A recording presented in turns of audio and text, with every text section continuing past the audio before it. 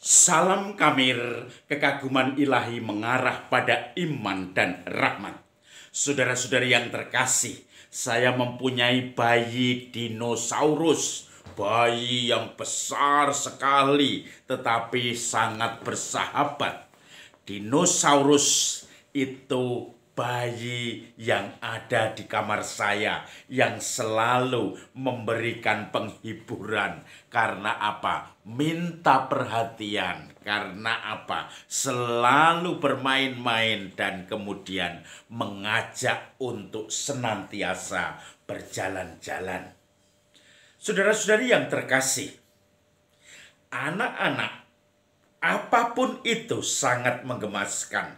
Bahkan itu anak harimau atau macan yang nanti kalau besar bisa menerkam kita. Tetapi bayinya selalu lucu dan sungguh-sungguh hebat. Suatu saat saya mengunjungi seorang suster misa di situ. Kemudian saya melihat, saya tidak tahu sebelumnya, saya melihat ternyata di situ beberapa orang ibu-ibu atau gadis-gadis muda. Ada sebagian yang hamil yang kemudian berkumpul di salah satu asrama komunitas. Saya tidak tahu asrama apa itu. Tetapi ternyata kemudian saya tahu bahwa karya suster itu salah satunya adalah mendampingi seorang gadis yang terlanjur, kecelakaan dan mengandung, kemudian belum siap membangun keluarga. Maka mereka mendaftarkan diri untuk ditampung di asrama yang dikelola oleh suster-suster itu. Dan itu ternyata rahasia dan tidak dipublikasikan. Nanti orang-orang itu ketika melahirkan kemudian baru keluar ke keluarganya atau kuliah lagi, sekolah lagi karena masih ada yang SMA, dan kemudian akhirnya anak itu yang dilahirkan diperjuangkan itu kemudian diakui sebagai anaknya, atau bahkan nanti akte kelahirannya sebagai adik angkatnya karena diangkat oleh ibunya sebagai anak. Dan ini menjadi semacam salah satu karya gereja untuk mendampingi orang-orang yang belum siap untuk menikah dan mau mempertahankan anak atau bayinya, dan dengan segala risiko, dengan segala mungkin bulian, kata-kata orang, rasan-rasan, tetapi semua itu dia hadapi dengan penuh jiwa yang besar. Itu namanya sudah kepasrahan, karena saya tidak mau terpaksa menikah.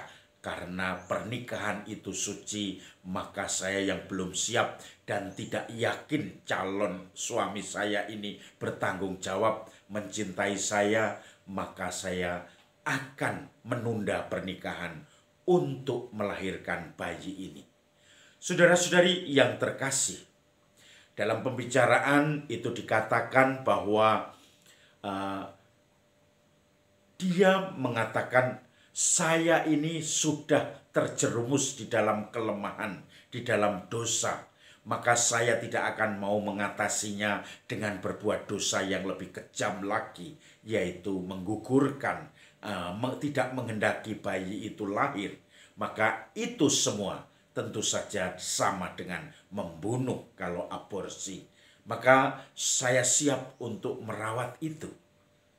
Ketika melihat mereka ngobrol satu dengan yang lain, bercanda, mereka ada kegembiraan, walaupun tentu saja ada tekanan.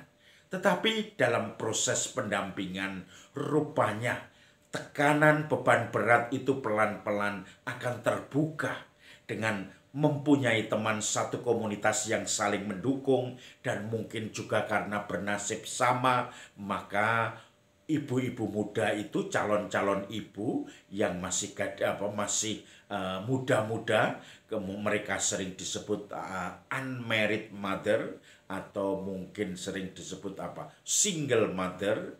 Maka kemudian mereka menentukan pilihan itu.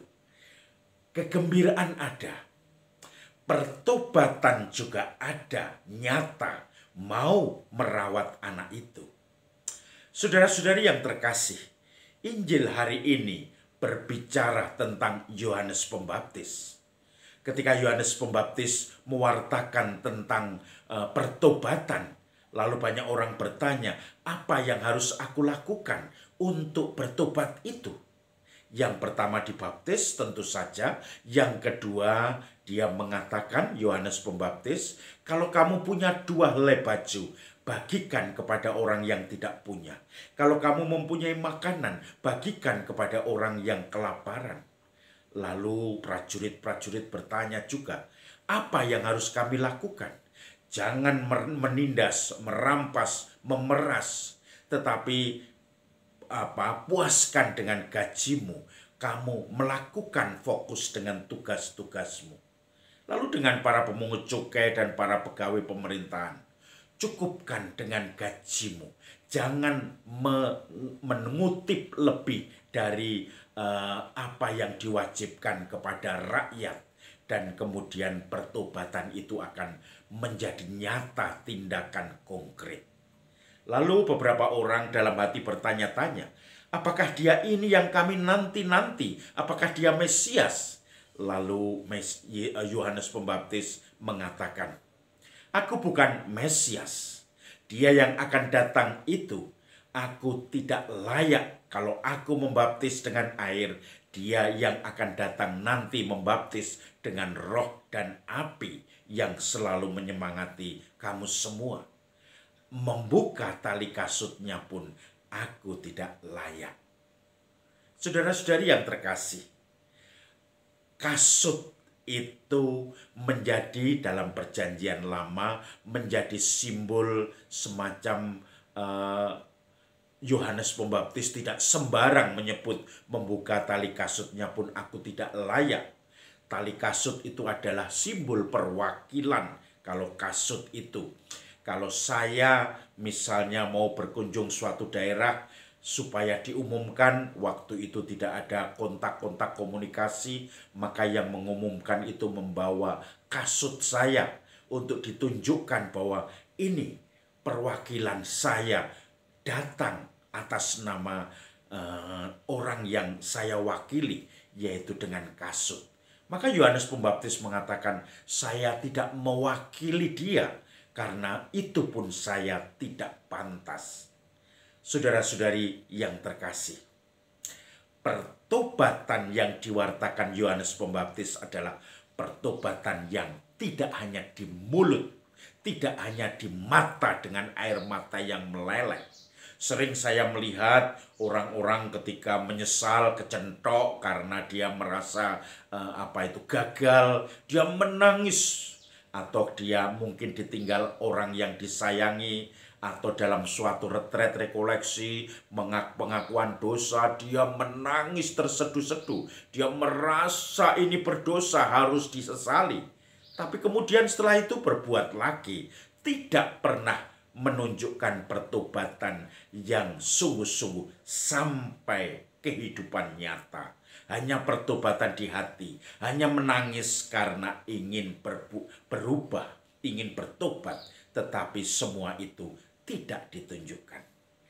Berbagi kepada orang-orang di sekitar kita, melaksanakan tugas secara proporsional, tidak membuat dosa dengan menindas, dengan memeras, dengan mengutip lebih atau minta amplop di dalam setiap tugas kita. Dan kemudian kita semua akan merasakan pertobatan yang nyata. Maka saudara-saudari yang terkasih, mari dalam masa Advent Gaudete, yaitu Minggu Sukacita ini, kita bersama-sama bertobat di hadapan Tuhan, supaya nanti kita kedapatan berjaga-jaga dan berdoa, serta berpuasa dan memuji Dia. Salam Kamir, kekaguman ilahi mengarah pada iman dan rahmat.